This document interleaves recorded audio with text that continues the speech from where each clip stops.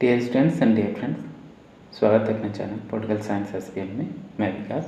प्यारे साथियों, आज हम लोग पीजीटी पॉलिटिकल साइंस का एक बेहद महत्वपूर्ण प्रैक्टिस सेट सॉल्व करने वाले हैं, जो कि आप पीपीएससी और टीआर3 की एग्ज़ाम की तैयारी कर रहे हैं उसके लिए, और टीआर3 के साथ साथ जो टीआर4 है और साथ ही जो एस-टेट की तैयारी कर रहे हैं उनके लिए भी बेहद महत्वपूर्ण है, क्योंकि टीआर3 का एग्ज़ाम आपके सर पर है। और मुझे लगता है कि ये आपका 10 या 12 जून के बीच में, या ये पक्का है कि हो जाएगा। ज़्यादा समय लेगा तो फिर उधर टीआर4 का भी लेट हुआ, तो सरकार चाह रही है कि जितना जल्दी हो सके उतना जल्दी हम इस एग्ज़ाम को फाइनल करा लें। और हो सकता है कुछ व्यवस्था में भी परिवर्तन हो, इसलिए आप तैयार रहिए। हो सकता है डिफ़िकल्टी लेवल चेंज हो, या सिलेबस चेंज हो, या कोई और संस्था एग्ज़ाम कराए, या कुछ इसमें परिवर्तन होने की संभावना तो है।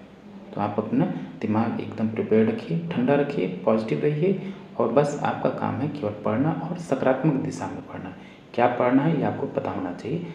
पढ़ने के लिए तो अथाह समुद्र है, लेकिन उस समुद्र के भंवर में डूबना नहीं है, बस आपको सही से पढ़ना है। कंटेंट आपका जो बेहतर है उसको पढ़िए। रोज़ आप प्रैक्टिस सेट सॉल्व कीजिए, सॉल्व पेपर सॉल्व कीजिए, रोज़ previous year question paper solve कीजिए, और जो आपका थियरी का सेक्शन है उसको भी देखते रहिए। जो जहाँ आपको डाउट लग रहा है तो उस टॉपिक को ही क्लियर कर लीजिए।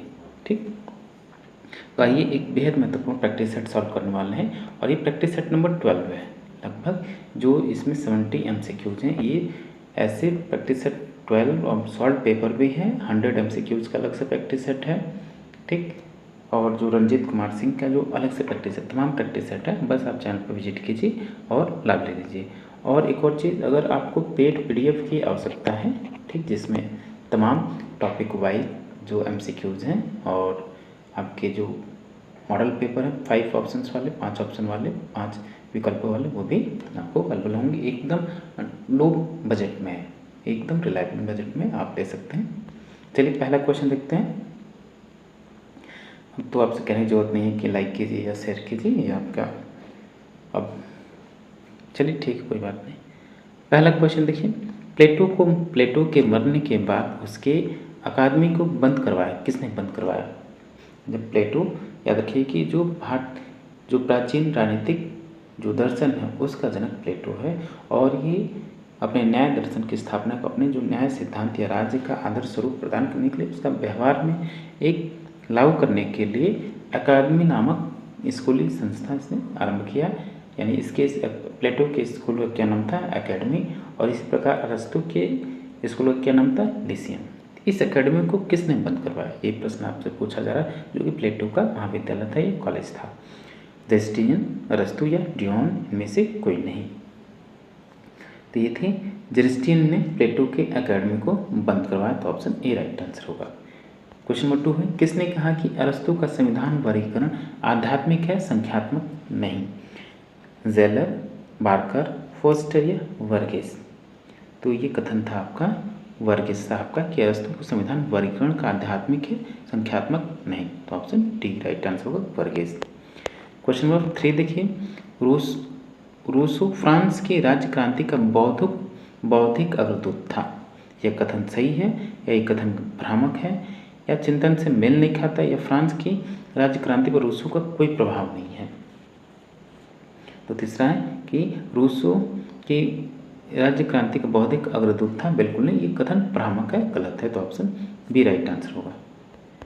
क्वेश्चन नंबर 4 देखिए, सिस्टम एनालिसिस पॉलिटिकल लाइफ बेहद महत्वपूर्ण पुस्तक है। पॉलिटिकल साइंस के अगर स्टूडेंट हैं तो आप इस पुस्तक को कभी आपको भूलना नहीं है। ये पुस्तक किसके द्वारा लिखी गई?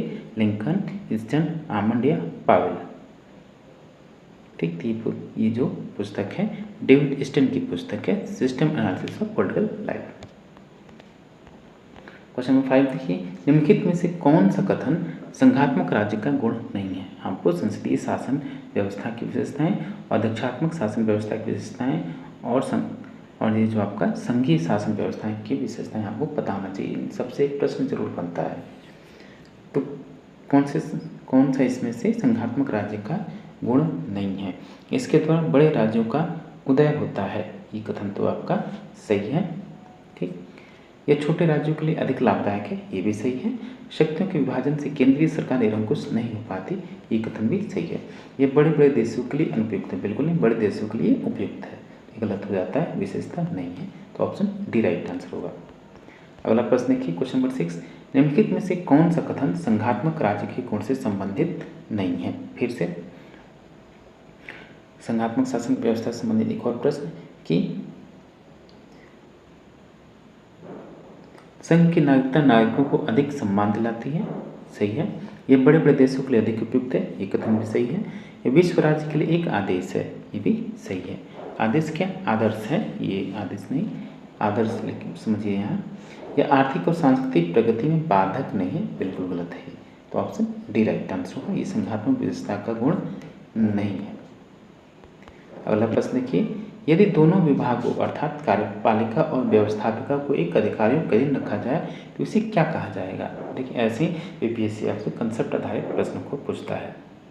सरकार का संसदीय स्वरूप, सरकार का अध्यक्षात्मक स्वरूप, सरकार का संघीय स्वरूप या सरकार का एकात्मक स्वरूप। तो हम इसको कहेंगे यदि दोनों विभाग अर्थात कार्यपालिका और व्यवस्थापिका को एक अधिकारियों के अधीन रखा जाए तो हम इसको क्या बोलेंगे, संसदीय सरकार का स्वरूप। ऑप्शन ए राइट आंसर होगा। जैसे कि इंग्लैंड और भारत में है, यहाँ जो व्यवस्थापिका और कार्यपालिका है दोनों एक ही अधीन है, तो ये संसद के अधीन है, ठीक।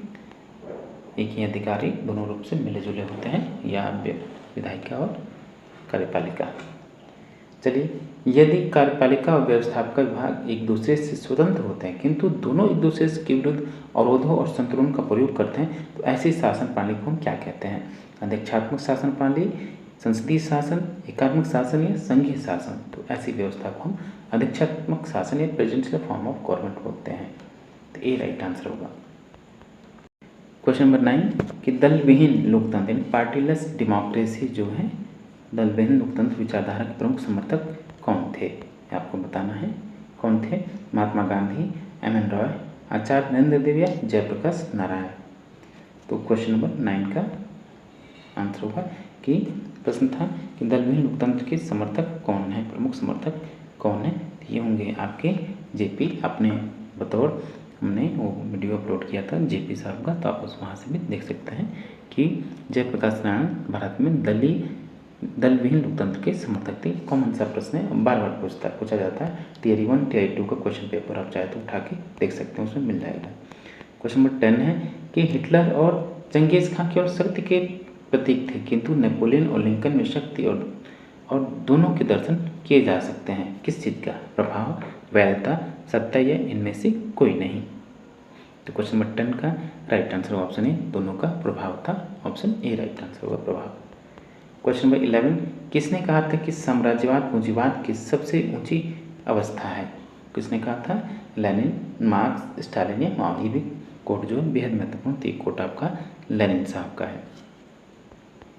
क्वेश्चन नंबर 12 यह विचार किसने व्यक्त किए हैं कि स्वतंत्रता किसी योग्य काम को करने व आनंद लेने की सकारात्मक शक्ति व योग्यता है। किसका कथन है, Laski, T H. Green, Immanuel Kant या जे.एस. मिल। क्वेश्चन नंबर 12 का जो सही answer option B, T H. Green का कथन है। कौन स्वतंत्रता को संकीपन तथा चारित्रिक विषमता की हद तक न्यायोचित ठहराता है। कौन, लास्की, जॉन लॉक, मैकियावेली या मिल। क्वेश्चन 13 का आंसर होगा ऑप्शन बी, मिल। सॉरी जॉन लॉक, ठीक। क्वेश्चन नंबर 14 कि एक असंतुष्ट मानव संतुष्ट सुअर की अपेक्षा असंतुष्ट शुक्रार पूर्णतः संतुष्ट मुर्गी की अपेक्षा उत्कृष्ट है। यह किसने लिखा है, प्लेटो, जे.एस. मिल, बेंथम या कार्ल मार्क्स। तो ये कथन है जे.एस. मिल का।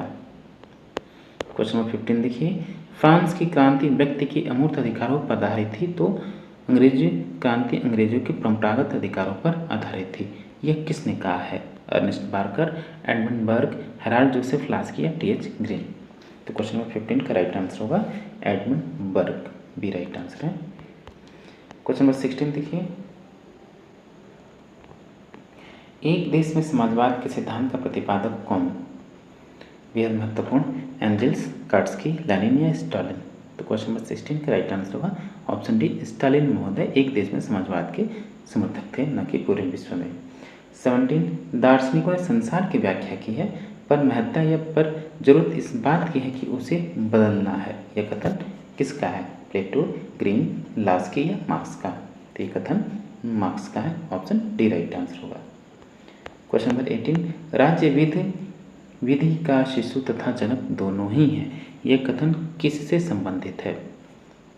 मैकाइवर, ऑस्टिन, हॉब्स या क्रेग? ये प्रश्न आपका बीपीएससी में पूछा जा चुका है। तो राज्य विधि का शिशु और जनक दोनों हैं, ये कथन आपका मैकाइवर का। तो ऑप्शन ए राइट आंसर होगा।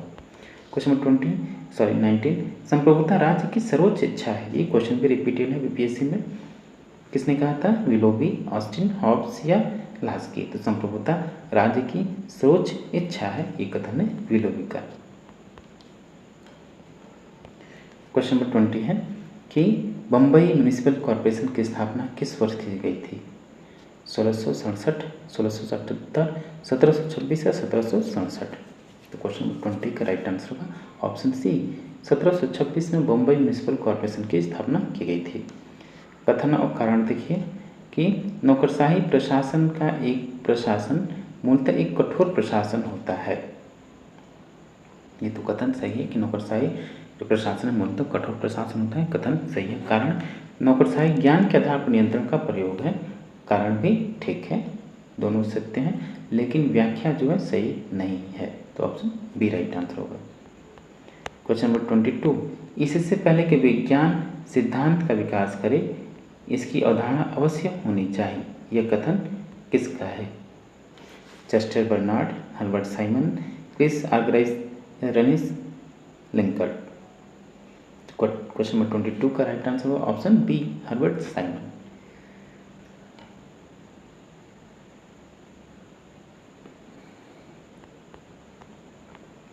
अगला प्रश्न है क्वेश्चन नंबर 23। प्यारे दोस्तों, फिर से मैं आपसे रिक्वेस्ट करना चाहूँगा कि अगर अब तक आपने चैनल को सब्सक्राइब नहीं किया है तो प्लीज़ आप चैनल को ज़रूर सब्सक्राइब करें, साथ ही वीडियो को लाइक करें और अपने दोस्तों में अधिक से अधिक शेयर करें। बस यही हम लोगों की आपसे रिक्वेस्ट है, गुजारिश है, इतना कीजिए ताकि हम लोगों का कॉन्फिडेंस बढ़ता रहे, ताकि हम लोग आपके लिए बेहतर कंटेंट अवेलेबल करा सकें। ठीक, और आपको पेड PDF की अगर ज़रूरत है, पेड PDF की ज़रूरत है तो आप ये व्हाट्सअप नंबर है, इस पर आप व्हाट्सअप कर सकते हैं। ठीक, कोई डाउट हो तो उसके लिए भी व्हाट्सअप कर सकते हैं, ज़्यादा पैनिक होने की जरूरत नहीं है, घबराने की जरूरत नहीं है। और जो ये पेड PDF है इसमें तमाम आपको फैसिलिटीज मिल जाएगी और जो कंटेंट होगा एकदम BPSC लेवल का होगा। और याद रखिए ये कई वर्षों के अनुभव पर आधारित है। ठीक, तो आप अनुभव को न करें, दरकिनार न करें, अनुभव हमेशा साथ रहता है। तो उसी अनुभव पे ही हम लोग आपका कंटेंट तैयार कर रहे हैं ताकि आपका एक सीट सुरक्षित हो सके, आपका सिलेक्शन तय हो सके। बस आपको ईमानदारी से पढ़ना है। क्वेश्चन नंबर 23 देखिए कि स्थानीय सरकारों संबंधी समितियों एवं आयोगों के संबंध में निम्नलिखित में से कौन सा कथन गलत रूप से सुमेलित है? देखिए, पंचायती राज व्यवस्था का जो टॉपिक है बेहद महत्वपूर्ण है कि जो विभिन्न समितियां हैं उनके जो विभिन्न सिफारिशें और किस वर्ष में है, ये सब आपको याद होना चाहिए। ग्रामीण शहरी संबंध किससे संबंधित है? ये आप इसमें पूछा है कौन सम्मिलित गलत रूप से सम्मिलित है, यानी सम्मिलित नहीं है। तो ग्रामीण शहरी संबंध SPGN सही है। राष्ट्रीय शहरीकरण आयोग SCM कोरिया, ये भी सही है। शहरी स्थानीय निकाय और नगर निगमों का संगठन अधिकारों और विधियों संबंधी अध्ययन समिति के अनुसार, ये भी सही है। नगर पालिका प्रशासन बजटीय सुधार संबंधित समिति, रफीक जकारिया, ये गलत है। तो डी आपका सम्मिलित नहीं है, तो ऑप्शन डी राइट आंसर होगा। क्वेश्चन नंबर 24, भारत की राष्ट्रीय योजना में कौन कौन शामिल है? कौन कौन शामिल है? एक तो देखिए राष्ट्रीय योजना में कौन कौन शामिल है। केंद्र सरकार की योजनाएं भी शामिल हैं, राज्य सरकार की योजनाएं भी शामिल हैं, सार्वजनिक क्षेत्र के केंद्रीय और राज्य उपक्रमों की योजना परिव्यय भी शामिल है और निजी क्षेत्र की योजना परिव्यय भी शामिल है। चारों शामिल होंगे, तो जिसमें चारों ऑप्शन होंगे वो सही होंगे। तो option number C right answer होगा। क्वेश्चन नंबर 25 देखिए, निम्नलिखित में से कौन सा वित्त मंत्रालय का विभाग नहीं है? आर्थिक मामलों का विभाग, ये वित्त मंत्रालय का विभाग है। वित्तीय सेवाओं का विभाग भी और राजस्व विभाग तीनों ही वित्त मंत्रालय का विभाग है, लेकिन अंतर्राष्ट्रीय व्यापार विभाग इसका नहीं है। तो ऑप्शन डी राइट आंसर होगा। क्वेश्चन नंबर 26, महानगरीय निगम के संदर्भ में एक पृथक ओम्बुड्समैन की रचना की जानी चाहिए। यह संस्तुति किसके द्वारा दी गई, किस कमीशन, किस आयोग के द्वारा दी गई? ये संस्तुति या ये सिफारिश किया गया था वीरप्पा मोइली समिति के द्वारा। तो सी राइट आंसर होगा।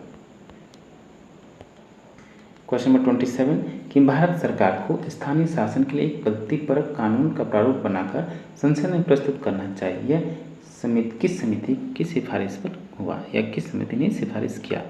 राष्ट्रीय विधि आयोग, द्वितीय प्रशासनिक सुधार आयोग, न्यायमूर्ति पुंछी आयोग या सरकारी आयोग? 27 का राइट आंसर होगा ऑप्शन बी, द्वितीय प्रशासनिक सुधार आयोग, ARC, सेकेंड ARC बोलते हैं इसको, ARC 2, administrative reform commission 2। Question number 28 देखिए, निम्न में से कौन से लोक नीति की पारिभाषिक तत्व हैं? कौन कौन से हैं? तो इसमें तो सभी शामिल होंगे। लक्ष्यों की घोषणा, कार्य का प्रस्तावित मार्ग, साधारण उद्देश्य की घोषणा और कार्यकारी निर्णय। तो चारों सही है। तो ऑप्शन ए राइट आंसर होगा, 1 2 3 4।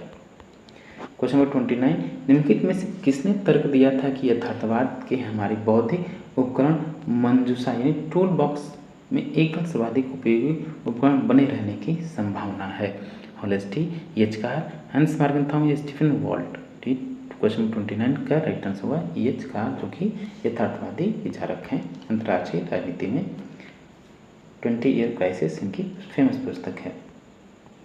क्वेश्चन नंबर 30 देखिए, आर्थिक कूटनीति को इस रूप में भी जाना जाता है। किस रूप में जाना जाता है आर्थिक कूटनीति को? तो इसको विकास या डेवलपमेंटल डिप्लोमेसी या D² बोलते हैं। तो option number D right answer होगा। क्वेश्चन नंबर 31, कथन और कारण से संबंधित प्रश्न आप बताइए कि कथन क्या है? विकास प्रशासन की अवधारणा का उद्भव हाल ही में हुआ है, सही है। द्वितीय विश्व युद्ध के पश्चात अनेक देश आज़ाद हो गए, सही है। तो ये आपका दोनों सही है, कथन और कारण सही है, व्याख्या भी सही है। तो ए राइट आंसर होगा।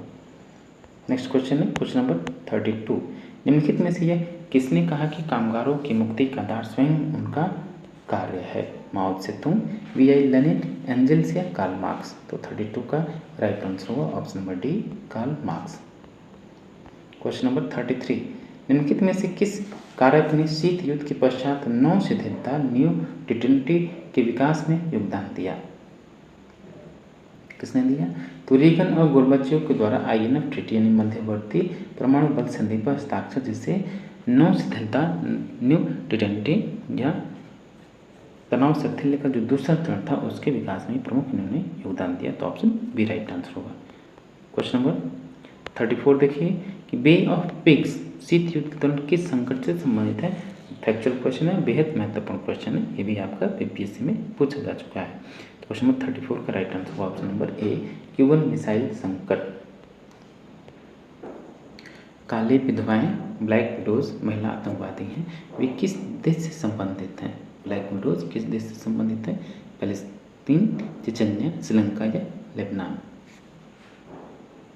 किस देश से संबंधित है आपकी ब्लैक विडोज है? तो है आपकी चेचन्या से संबंधित है ब्लैक विडोज। तो ऑप्शन बी राइट आंसर होगा, चेचन्या। ठीक। क्वेश्चन नंबर 36, किसने कहा कि करारोपण बालात श्रम के बराबर है? John Rawls, Hayek, Robert Nozick या बर्लिन? तो ये इसका राइट आंसर होगा option number C, Robert Nozick. Question number 37 कि राष्ट्रीय संयुक्त परामर्शदात्री तंत्र परिषद का अध्यक्ष कौन है? मंत्रिमंडल सचिव, गृह कार्यकलाप सचिव, कार्मिक सचिव या वित्तीय सचिव? तो 37 का right answer option A, cabinet secretary होता है। ऑप्शन ए राइट आंसर, मंत्रिमंडल सचिव। अगला प्रश्न कि लोक प्रशासन पर तमाम नियंत्रणों में से वह जो सबसे ज़्यादा सतत व स्वसुधारक है यह कौन सा है? विधानमंडल द्वारा नियंत्रण, कार्यपालिका द्वारा नियंत्रण, न्यायपालिका द्वारा नियंत्रण या मीडिया द्वारा नियंत्रण? तो 38 का राइट आंसर होगा ऑप्शन नंबर बी, कार्यपालिका द्वारा नियंत्रण। अगला प्रश्न 39, 1 दिसंबर 1943 को तेहरान उद्घोषणा में निम्नलिखित में से किसकी योजना बनाई गई थी? ट्रस्टीशिप की, नवीन सदस्यता की, शांति कायम करना या संघर्ष समाधान। तो 39 का राइट आंसर होगा ऑप्शन नंबर सी, शांति कायम करना, ऑप्शन सी। निम्नलिखित में से कौन सा एक भारत पाकिस्तान विवाद नहीं है? क्वेश्चन नंबर 40 है, कौन सा भारत और पाकिस्तान के मध्य संघर्ष का कारण या विवाद का कारण नहीं है? ये आपसे पूछ रहा है। सियाचिन विवाद, सरक्रीक विवाद और क्रॉस बॉर्डर आतंकवाद, ये तीनों ही आपके पाकिस्तान विवाद से संबंधित है, लेकिन जो दहग्राम विवाद है इसे संबंधित नहीं है। तो ऑप्शन डी राइट आंसर है, पाकिस्तान भारत विवाद से संबंधित नहीं है। क्वेश्चन नंबर 41,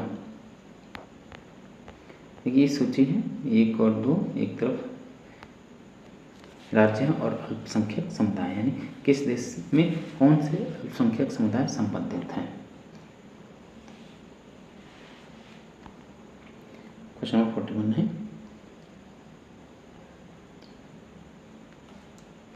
जो म्यांमार है आपका वो रोहिंग्या से संबंधित है, मलेशिया जो है आपका तमिल से संबंधित है, इंडोनेशिया किससे संबंधित है? तो हिंदू से संबंधित है, और लाओस ये वियतनामी से संबंधित है। तो ऑप्शन नंबर कौन सा सही होगा? तो इस हिसाब से ऑप्शन सी राइट आंसर होगा।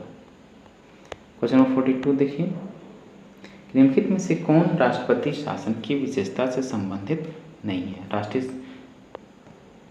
राष्ट्रपति शासन की विशेषता कौन सी नहीं है? कानून का शासन। 42 जो है, राष्ट्रपति शासन में जो रूल ऑफ लॉ होता है वो नहीं होता है, ठीक। तो ये ऑप्शन पहला ही सही होगा, राष्ट्रपति शासन की विशेषता से संबंधित नहीं है। क्वेश्चन 43, निम्न में से कौन सी सरकार सामूहिक उत्तरदायित्व के सिद्धांत पर कार्य करती है? संसदीय, अध्यक्षात्मक, एकात्मक या संघात्मक? तो 43 का राइट आंसर होगा ऑप्शन ए, जो संसदीय, संसदात्मक या पार्लियामेंट्री फॉर्म ऑफ गवर्नमेंट है वो कलेक्टिव रिस्पॉन्सिबिलिटी या सामूहिक उत्तरदायित्व या कलेक्टिव अकाउंटेबिलिटी के सिद्धांत पर कार्य करती है। 44 देखिए, निम्नलिखित में से कौन एक दबाव समूह की विशेषता नहीं है?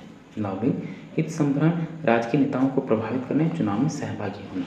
ये जो आपके प्रेशर ग्रुप्स होते हैं ये आपके किसमें चुनाव में सहभागी नहीं है, चुनाव में भाग नहीं लेते हैं, बस प्रभावित करते हैं। तो ऑप्शन डी राइट आंसर होगा। क्वेश्चन नंबर 45 देखिए, निम्नलिखित में से किस विचारक ने व्यावसायिक हितों को प्रतिनिधित्व देने के उद्देश्य से एक राजनीतिक सदन और एक औद्योगिक सदन की स्थापना किए जाने का प्रस्ताव रखा? क्वेश्चन नंबर 45 का राइट आंसर क्या होगा? तो option number A, GDH code, ठीक। क्वेश्चन नंबर 46 कि संघात्मक शासन व्यवस्था का किसे विशेषज्ञ माना जाता है? CF Strong, H Finer, KC Wheare या AH ब्रेक?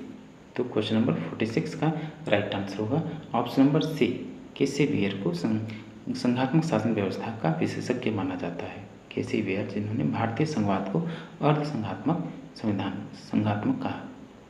क्वेश्चन नंबर 47 है कि एकात्मक शासन में है क्या? तो एकात्मक शासन में क्या है?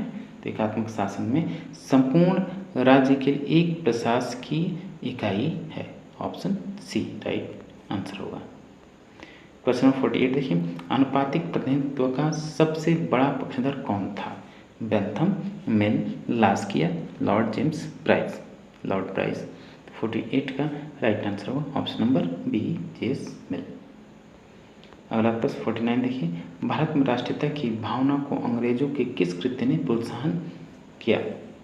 किस कृत्य ने? अंग्रेजी भाषा के ज्ञान प्रचार प्रसार के द्वारा भी भारतीय राष्ट्रीयता भावना का विकास हुआ। भारतीयों को उच्च पदों से दूर रखने की नीति ने भी एक ऐसा काम किया। यातायात और संचार और स्वतंत्र प्रेस के आधुनिक साधनों के जाल बिछने से भी राष्ट्रीयता की भावना में विकास हुआ। तो इसका राइट आंसर उपयुक्त सभी सही होगा। क्वेश्चन नंबर 50 देखिए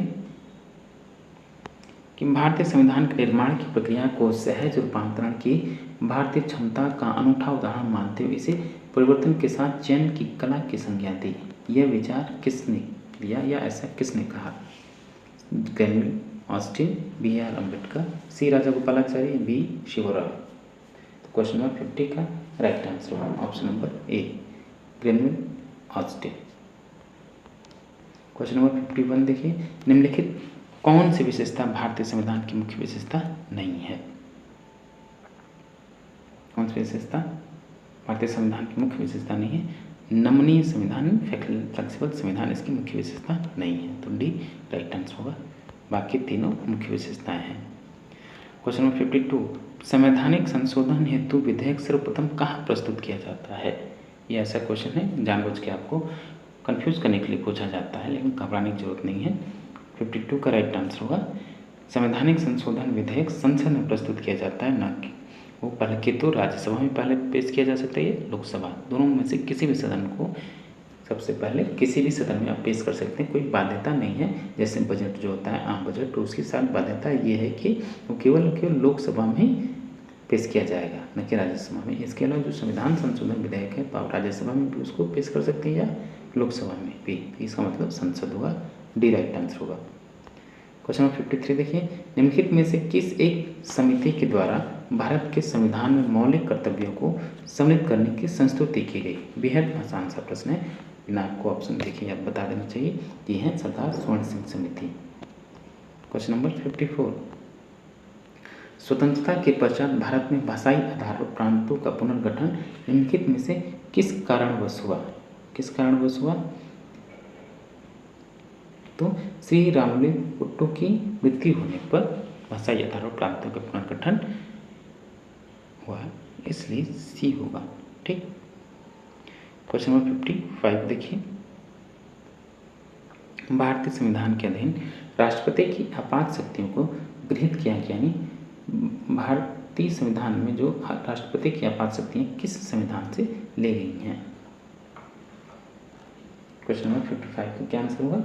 option number D right answer होगा, जर्मनी के वाइमर संविधान से, तो डी राइट आंसर होगा। क्वेश्चन नंबर 56 है कि गदर पार्टी का संस्थापक कौन था? बिपिन चंद्रपाल, सरदार भगत सिंह, वीर सावरकर या लाला हरदयाल? तो गदर पार्टी के जो संस्थापक थे लाला हरदयाल थे। Option number D right answer होगा। 1913 में इसकी स्थापना हुई, सैन फ्रांसिस्को में हुई। ऑप्शन डी राइट आंसर होगा। क्वेश्चन नंबर 57 देखिए, ये क्षेत्रीय परिषदें क्या हैं? विधि निर्माणकारी इकाइयाँ हैं, परामर्शदात्री इकाइयाँ, प्रशासकीय इकाइयाँ, उपरोक्त सभी हैं। तो 57 का राइट आंसर होगा ऑप्शन बी, ये केवल और केवल परामर्शदात्री संस्थाएं हैं, इकाइयाँ हैं, तो बी राइट आंसर होगा। ये 58, इसको आपको मैच करना है। एक तरफ लेखक हैं, उनसे संबंधित पुस्तकें आपके द्वारा लिखी गई पुस्तकें हैं।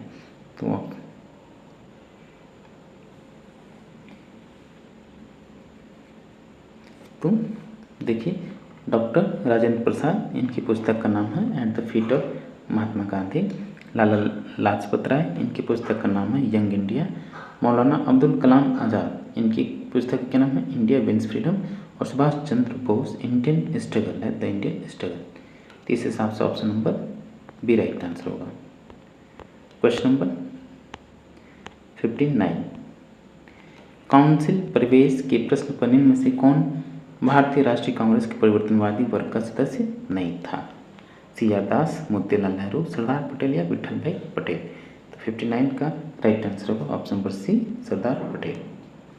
60 देखिए, प्राकृतिक न्याय की अवधारणा संविधान के अनुच्छेद में निहित है। प्राकृतिक न्याय की संविधान की अवधारणा जो भारतीय संविधान के किस अनुच्छेद में शामिल है? तो 60 का राइट आंसर होगा। कौन सा आप अपने से देखिए, अनुच्छेद 14 में, ठीक, समानता का अधिकार, प्राकृतिक अधिकार, इसी में शामिल है सब। 61 देखिए कि निम्नलिखित में से कौन सा मौलिक अधिकार निवारक निरोध द्वारा अवरोधित होता है? कौन सा है वो? समानता का अधिकार, स्वतंत्रता का अधिकार, शोषण के विरुद्ध अधिकार है, संवैधानिक उपचारों का अधिकार? तो 61 का राइट आंसर होगा ऑप्शन नंबर बी, स्वतंत्रता का अधिकार।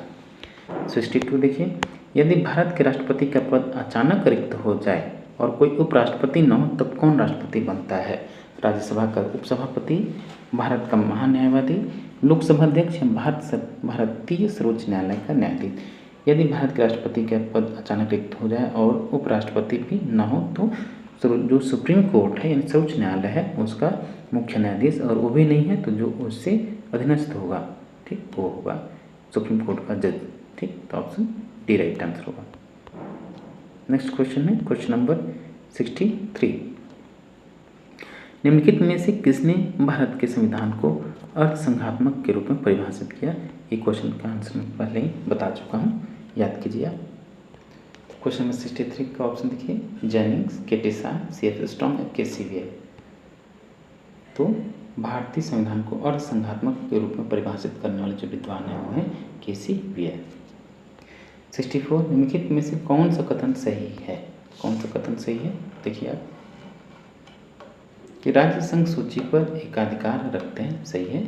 सॉरी संघ सूची, ये आपका गलत है। संघ सूची पर अधिकार केवल संघ का गलत है। राज्य संघ तथा राज्य सूची पर अधिकार रखते हैं, ये भी गलत है। अवशिष्ट शक्तियां राज्यों के अधीन है, बिल्कुल नहीं, केंद्र के अधीन है, तो भी गलत है। तीनों सूचियों के विषय परस्पर व्यापन होने से संघीय व्यवस्थापिका को प्रधानता दी जाती है, ये कथन आपका सही होगा, डी राइट आंसर होगा। क्वेश्चन नंबर 65, भारतीय संविधान सभा को आयोजित और संगठित करने का विधिक अधिकार निम्न में से कौन सा था? सन 1947 का भारतीय स्वतंत्रता अधिनियम, कैबिनेट मिशन, क्रिप्स प्रस्ताव या माउंटबेटन प्लान, माउंटबेटन योजना। 65 का राइट आंसर होगा आपका जो 1946 में कैबिनेट मिशन प्लान आया वो, ऑप्शन बी। प्यारे दोस्तों, फिर से मैं आपसे रिक्वेस्ट करता हूं कि प्लीज़ अगर अब तक आपने चैनल को सब्सक्राइब नहीं किया है तो जल्दी से जल्दी सब्सक्राइब कर लीजिए, क्योंकि अगर आप BPSC PGT पॉलिटिकल साइंस की तैयारी कर रहे हैं तो उसके लिए बेहद महत्वपूर्ण है, क्योंकि ऑलरेडी हम लोग तमाम जो प्रैक्टिस सेट हैं, सॉल्व पेपर हैं, जो क्या मतलब कि जो कंटेंट आपके लिए एकदम बेहद महत्वपूर्ण, जो सटीक है, ये नहीं कि ऐसे वैसे कोई सा भी अपलोड करते हैं, बिल्कुल नहीं। जब आप देखेंगे तो आपको पता चल जाएगा। ठीक, यहाँ लगातार कई वर्षों का एक्सपीरियंस है, उसके आधार पर आपके प्रैक्टिस सेट को तैयार किया गया है, ताकि आपका एग्जाम में जो सिलेक्शन है एकदम सुनिश्चित निश्चित हो सके। बस आप ईमानदारी से पढ़िए, आपका सिलेक्शन तय होगा। इसीलिए हम लोग कह रहे हैं कि लगातार आप चैनल पर विजिट करते रहिए, चैनल को सब्सक्राइब कीजिए और अपने दोस्तों में अधिक से अधिक शेयर कीजिए। और एक और चीज़ है, अगर आपको पेड PDF की आवश्यकता है, ठीक, तो आप ये व्हाट्सअप नंबर है, इस पर व्हाट्सअप कर सकते हैं। ठीक, चलिए क्वेश्चन नंबर 66, भारत के लिए उच्चायुक्त के पद का सृजन किया गया था किस अधिनियम के द्वारा? तो ये था आपका भारत शासन अधिनियम 1919 के द्वारा भारत के लिए उच्चायुक्त यानी हाई कमिश्नर के पद का निर्माण या स्थापना या सृजन किया गया, तो बी राइट आंसर होगा। क्वेश्चन नंबर 67 है, सांप्रदायिक मताधिकार भारत में प्रस्तावित किया गया है, यानी सांप्रदायिक आधार पर मताधिकार कब प्रस्तावित किया गया? 1861 का अधिनियम, 1892 का अधिनियम, 1909 का अधिनियम या 1919 के अधिनियम। मार्ले मिंटो सुधार जो आया 1909 का, उसी के तहत भारत में पहली बार सांप्रदायिक आधार पर पृथक निर्वाचन क्षेत्र मुस्लिमों के लिए व्यवस्था की गई। यहीं से आपकी सांप्रदायिकता की भावना का उद्भव या विकास हुआ, तो ऑप्शन सी राइट आंसर होगा। 1919 का जो अधिनियम उसके तहत। 68 देखिए, निम्नलिखित में से कौन सा विषय भारतीय राष्ट्रपति के अध्यादेश जारी करने की शक्ति के अंतर्गत नहीं आता है? कौन सा विषय है वो? तो है आपका संविधान संशोधन, ऑप्शन डी। बाकी तीनों के लिए राष्ट्रपति का शक्ति है। क्वेश्चन नंबर 69, भारत के सर्वोच्च न्यायालय के निम्नलिखित में से कौन से कार्य हैं? कौन कौन से कार्य हैं आप देखिए। तो एक तो नागरिकों के मौलिक अधिकारों की रक्षा करना, ठीक, न्यायिक पुनरावलोकन जुडिशियल रिव्यू का कार्य करना, ये भी सही है। दंडित कैदियों का क्षमादान करना, बिल्कुल नहीं, ये राष्ट्रपति के पास एक अधिकार है। राज्यों या प्रांतों के बीच तथा राज्यों और केंद्र के बीच उत्पन्न विवादों को निर्णय करना, ये उनका सुप्रीम कोर्ट का क्या प्रिय क्षेत्राधिकार है। ठीक, तो ऑप्शन 1, 2, 4 सही होंगे, यानी सी राइट आंसर होगा। और इस प्रैक्टिस सेट का लास्ट क्वेश्चन देखिए कि महात्मा गांधी ने भारतीय राष्ट्रीय कांग्रेस के वार्षिक अधिवेशन की केवल एक बार अध्यक्षता की थी, वह किस अधिवेशन की थी? ठीक, किस अधिवेशन की थी? काकीनाडा 1923, बेलगाम 1924, कानपुर 1925 या गुवाहाटी 1926। तो केवल एकमात्र कांग्रेस के अधिवेशन की अध्यक्षता करने वाले जो गांधी हुए, केवल एक अधिवेशन की अध्यक्षता की और 1924 की बेलगांव अधिवेशन की उन्होंने एक ऐसा ये अधिवेशन है, एकमात्र ऐसा अधिवेशन जिसकी महात्मा गांधी ने केवल एक बार अध्यक्षता की, बेलगांव अधिवेशन 1924 जो कि कर्नाटक में है। डियर स्टूडेंट्स, ये था आपका बीपीएससी पीजीटी पॉलिटिकल साइंस के लिए प्रैक्टिस सेट नंबर 12। ठीक, इसको आप अच्छे से सॉल्व कीजिए, अच्छी पढ़िए, और कुछ कोई डाउट है या गलत आंसर है तो आप कमेंट बॉक्स में कमेंट कर सकते हैं। Thank you for watching. मिलते हैं आपसे नेक्स्ट वीडियो में।